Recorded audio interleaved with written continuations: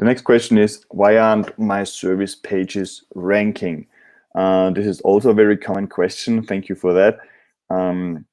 Usually when you think about the page structure, you probably have like a product or a services section where you list all the things you offer.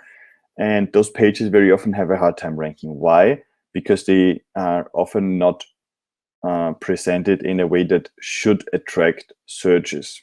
Okay, so if you think about a typical service page, yeah, I don't know. For example, take for example our as Erica consulting services. This is really written in a way that someone who is interested in consulting and comes to this page gets a very quick idea about what consulting is about, what our Erica consulting is about, how we approach SEO consulting differently than other agencies.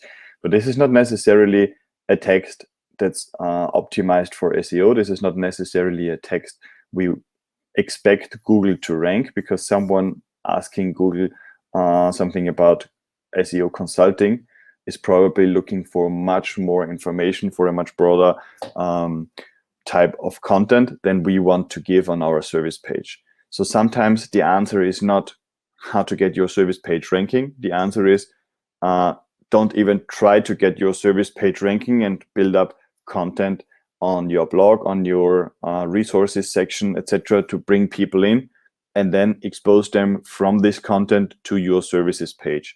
So this could be me, for example, creating an article about SEO consulting, and from within this consulting, I mention what's Erica, I link Erica to our services section, and this way bring people to my service who would like to know more about how this Erica works, what Erica stands for, etc. Service pages in most niches are not what's ranking on Google. It's mostly resources. So unless you search for specific services where in a niche there is not much other content available, it's very often it's not the services that rank. Otherwise, if you really need your service page to rank, think about it content-wise.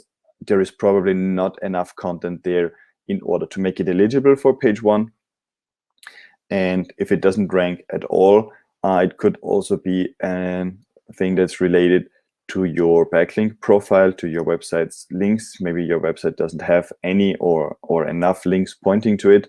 Maybe your service pages don't have internal linkings, so you want to build up a little bit of content on your site to also link internally to your services, so Google gets a better idea of how your website works.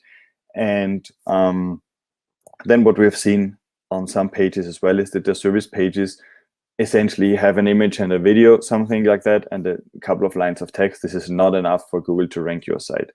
A good practice here is to execute a search query on Google, do a search for something where you would expect your service page to come up, and check what Google brings up in terms of search results. And then try to produce something similar on your service page, because then you get much more relevance. What Google shows on page one is what Google knows based on data that this corresponds to what users want to see on search. So if you on your website don't produce what Google users want to see, you're not going to get the ranking.